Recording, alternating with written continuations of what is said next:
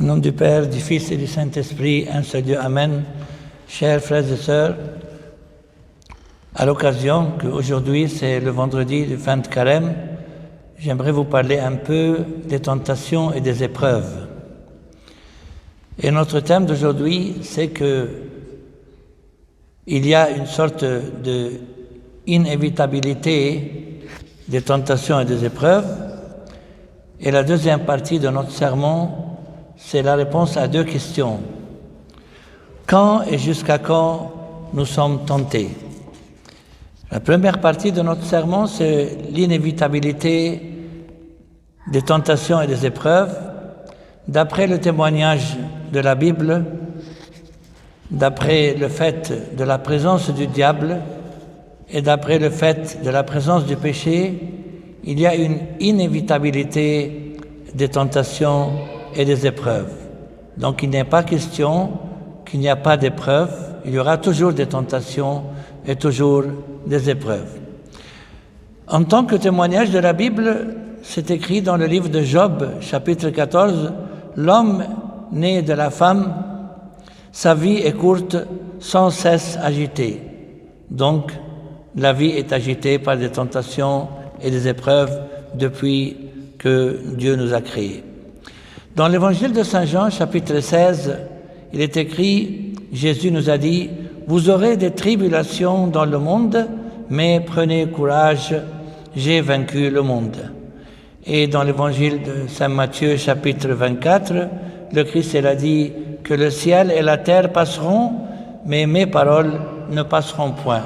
Donc, puisque Dieu il a dit qu'il y aura des tribulations dans le monde, donc il y aura des tribulations dans le monde. Une autre preuve de l'inévitabilité du diable, c'est des épreuves et des tentations, c'est la présence du diable. Saint Paul, dans son épître aux Éphésiens, chapitre 6, nous dit « Car nous n'avons pas à lutter contre la chair et le sang, mais contre les dominations, contre les autorités, contre les princes de ce monde de ténèbres, contre les esprits méchants dans les lieux célestes. » Donc notre lutte, c'est contre le diable et ses adeptes. Aussi, dans la première épître de Saint Pierre, chapitre 5, il est écrit, Saint Pierre nous dit « Soyez sobres, veillez, votre adversaire, le diable, rôde comme un lion rugissant, cherchant qui il dévorera. » Donc, c'est une vérité que le diable, il rôde comme un lion, il cherche qui il dévorera.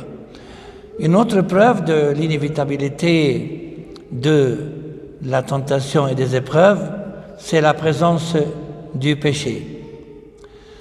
Dans la première épître de Saint Jean, chapitre 1, Saint Jean nous dit « Si nous disons que nous n'avons pas de péché, nous nous séduisons nous-mêmes et la vérité n'est point en nous. » Saint Jean, il affirme, il confirme qu'on ne peut pas dire que nous n'avons pas de péché.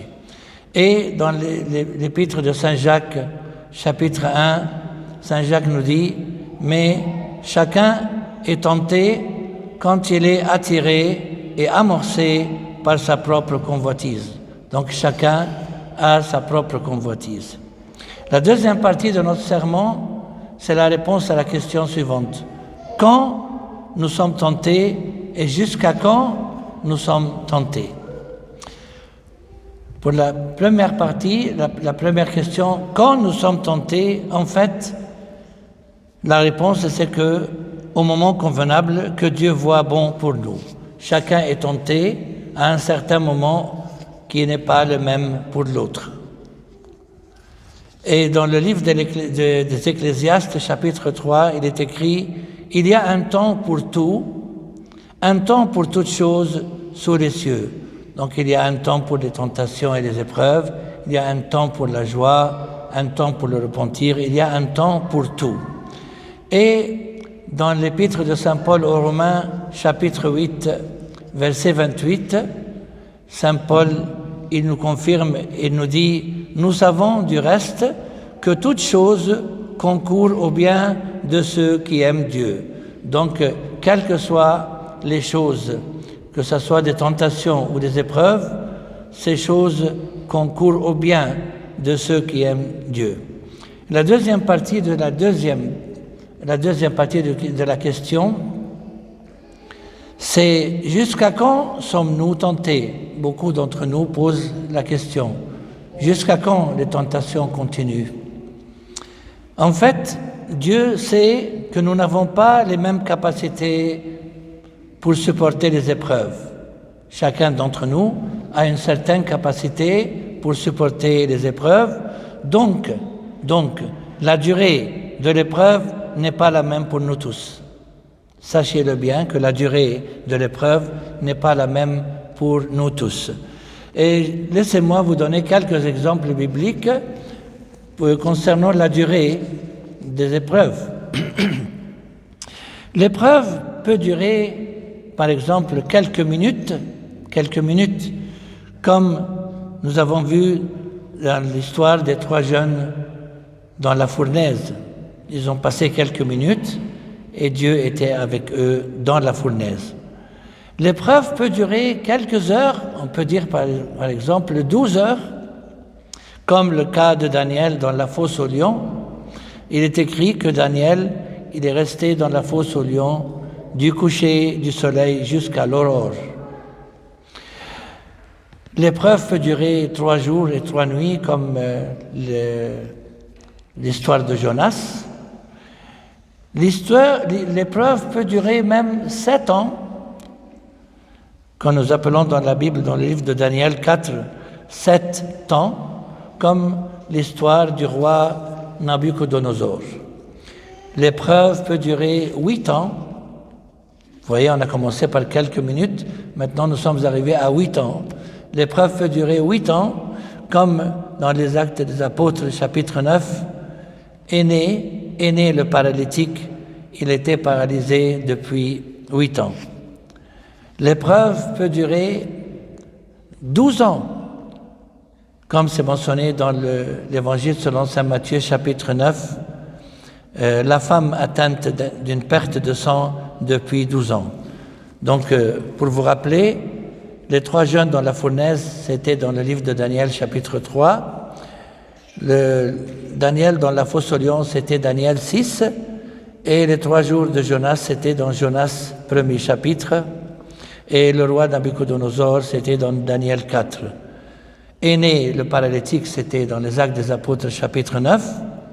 Et les 12 ans de la femme atteinte d'une perte de sang, c'était dans l'Évangile de saint Matthieu, chapitre 9.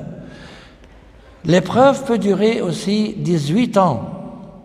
La durée augmente ici, comme l'exemple de la femme courbée et possédée d'un esprit, comme c'est mentionné dans l'Évangile de saint Luc, chapitre 13. L'épreuve peut durer même 38 ans, comme le cas du paralytique de Bethesda, comme c'est mentionné dans l'Évangile de saint Jean, chapitre 5. Et l'épreuve peut durer plus de 40 ans, comme l'histoire de l'homme boiteux de naissance qui est mentionné dans les Actes des Apôtres, chapitre 3 et chapitre 4. Et finalement, chers frères et sœurs, l'histoire, l'épreuve et la tentation peut durer, par la permission de Dieu, toute la vie. Et on a comme exemple saint Paul, qui a eu une écharde dans la chair. Il a supplié Dieu 3 fois d'enlever cette épreuve, mais Dieu lui a dit non, je m'inquiète pour toi parce que toi tu vois des révélations, tu vois des visions, alors tu garderas cette écharde dans la chair toute ta vie parce que c'est de cette manière que je vais te protéger, comme c'est mentionné dans la 2e épître de saint Paul aux Corinthiens, chapitre 12. Donc, chers frères et sœurs, ne vous inquiétez pas de l'inévitabilité des tensions et des épreuves, et aussi sachez bien que Dieu choisit le moment convenable pour chacun d'entre nous pour subir une certaine épreuve s'il le faut, et il choisit aussi le temps, la durée de chaque épreuve qui nous est accordée par la permission de Dieu, à qui la gloire est due éternellement et à jamais. Amen.